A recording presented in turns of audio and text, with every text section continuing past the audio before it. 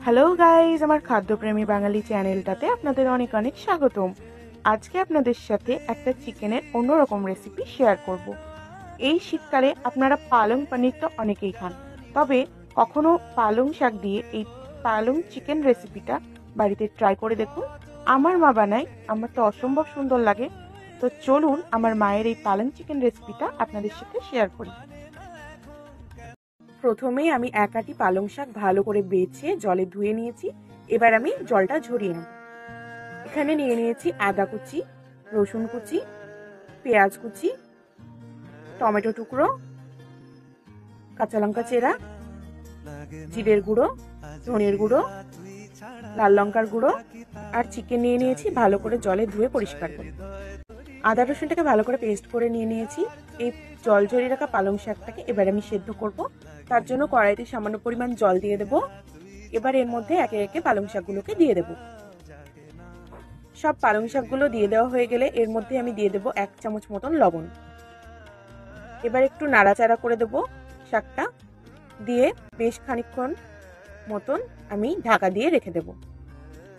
বেশ খানিকক্ষণ ঢাকা দিয়ে রাখার পর খানিকক্ষণ পর এই ঢাকাটা খুলে দিচ্ছি। পালং শাকগুলো ভালো মতন সেদ্ধ হয়ে এসেছে।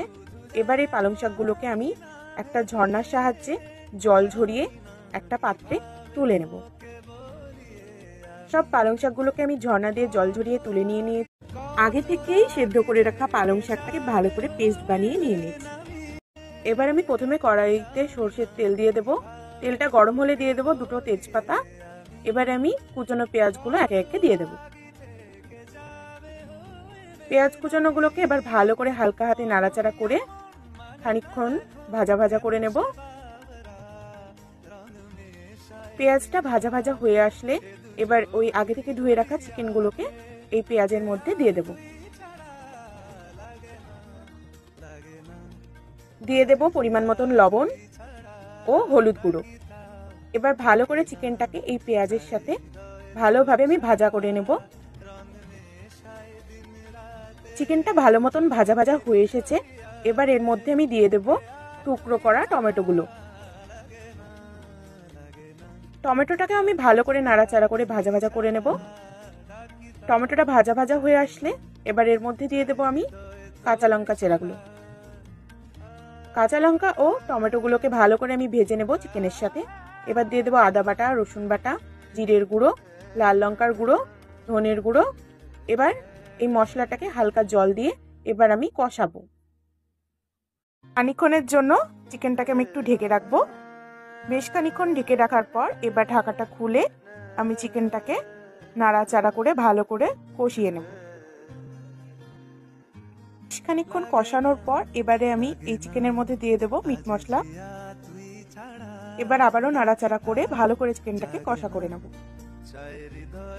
চিকেনটা কষানো হয়ে গেছে। এবার ওই আগে থেকে বেটে রাখা পালং শাকের পেস্টটা দিয়ে দেবো চিকেনের মধ্যে। এবার চিকেন আর পালং শাকটাকে ভালো করে মিক্স করে নেব। এবার আমি এই পালং শাকটার সাথে চিকেনটাকে আর একটু হালকা করে কষিয়ে নেব। পালং শাকের সাথে চিকেনটা ভালো মতন কষা হয়ে গেলে দিয়ে দেব পরিমাণ মতন জল। এবার একটু নাড়াচাড়া করে কিছুক্ষণের জন্য ঢেকে দেব। কিছুক্ষণ পর ঢাকাটা খুলে ফুটে উঠলেই একটু নাড়াচাড়া করে নিলেই রেডি পালং চিকেন। ভালো লাগলে অবশ্যই এই রেসিপিটা বাড়িতে ট্রাই করবেন আর কমেন্টে জানাবেন। তাহলে অবশ্যই আমার চ্যানেলটাকে সাবস্ক্রাইব করবেন। এই শীতকালে পালং শাক দিয়ে এই চিকেনের রেসিপিটা দুর্দান্ত লাগে গরম ভাতের সাথে খেতে। তো আজকের ভিডিওটা এখানেই শেষ করছি। টাটা।